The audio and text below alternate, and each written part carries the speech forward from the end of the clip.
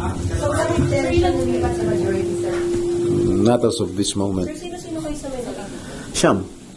All sir, yun lahat ng bumoto kay Senator Soto. Lahat yung mga hindi bumoto. Ako, Senator Bongo, De La Rosa, Padilla, Marcos, Escudero, Villanueva, Marcoleta, and Alan Peter. Si Senator Alan, yeah. Sino deputy minority? I think si Senator Marcoleta. Ano po yung committee na in-offer mo sa menu?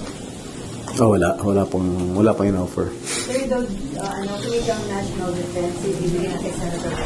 Hindi ko alam. Maybe. That's the yan ang prerogative na majority. Wala kang hihingi na committee. Wala ko. Siyempre, I've been with the minority since I entered the Senate in 2004. I was a member of the minority then. Si Senator Nene Pimentel pa ang aming minority floor leader. Siyempre, lahat yung mga leftovers ng majority binibigay sa minority. Ganun talaga. Kung minority block, parang mo di-describe, hindi naman magiging obstructionist. No. We will cooperate. We will cooperate with the majority. Sen, na lumantad din sa hearing. Sen, lumantad din po sa hearing na sa House na may convo po si Vice Fernandez with a certain Beng Ramos. Okay. Yung convo po isapot nyo dun sa kung hindi mo pera. For the record, meron po ba kayong staff? I do not have any staff named Beng Ramos since I entered the Senate. Okay? That's for sure. She's a staff of the Blue Ribbon Committee. Beng Ramos. Staff siya sa Blue Ribbon Committee. She was never my staff in my office. And I never authorized her at kahit sino man. So, pwede ginamit lang. Ginamit lang siguro. I don't know what her intention was. You can check my records in the Senate. Since 2004, when I first entered the Senate, up to the present, wala akong Beng Ramos na empleyado. She's not close to me. Wait. Oh, I must admit, naging girlfriend siya ng isang staff ko. Tapos. No. Sir, sino yung BRT chairman? Blue Ribbon. Plantilla sa Blue Ribbon. Hanggang Yes. sa Blue Ribbon. Yes. Oo. Siya tatanungin, pagpapaniwala natin yung palakis. Gusto ko nga, i-recommend ako ng tanggalin siya rito eh.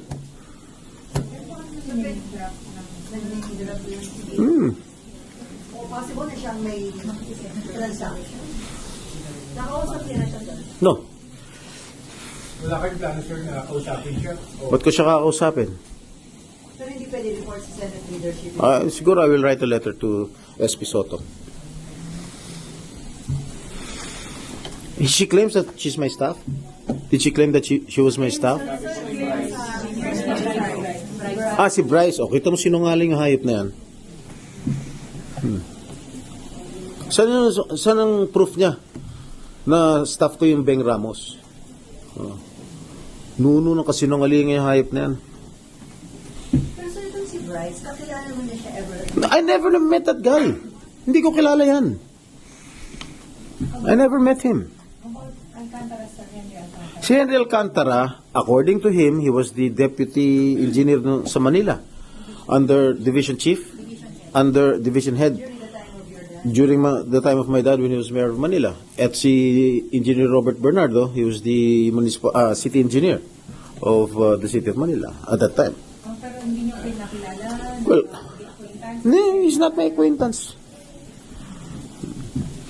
Yung sinasabi ni Bryce na nagpupunta siya sa mga birthday parties ko, may pinakita siyang litrato kasama si Secretary Laguesma.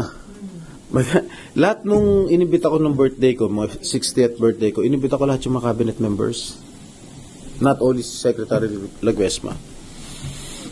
Siguro sumabit siya sa isang kaibigan, alam mo naman, ganun ang Pilipino, sabit-sabit. Sa picture. So, your confident, sir, na hindi maniniwala yung popular Secretary? Of course, I'm confident. Napakasinungaling yan. Kita mo. Sa investigation lang kahapon, sa Senado, lahat pointing at him, towards him. Nung in-interrogate ko siya tungkol sa mga talo niya sa casino, yung ID niya sa casino, dinideny niya. Lahat dinideny niya. Pero may record ang Blue Ribbon Committee, may record si Senator Marcoleta, yung mga losses niya sa casino. Sir, dito sa mga naging development rito, nakikita niyo kainat na ng mga investigations ng House and Senate about anomalous flood control project. Alelen? Ano nakikita niyo kainat na? Did this... Well, sana may makulong talaga. Ako, I really want to ferret out the truth. That's why I am diligently attending the Senate hearings in the Blue Ribbon Committee. Gusto ko talaga malaman ang buong katotohanan at sino talagang main culprit. Sino talagang ang demonyong nagpasimuno nito. Hindi naman may privilege speech mamaya about this? Maybe tomorrow kasi magpi-privilege speech si Senator Ping and si San Joel. Maybe kasi dalawa-dalawa na. Maybe tomorrow. Sino kausap mo kay Senator Joel about this? Kasi medyo pareho kayong kapangalanan ng right? Hindi pa kami nagkakausap.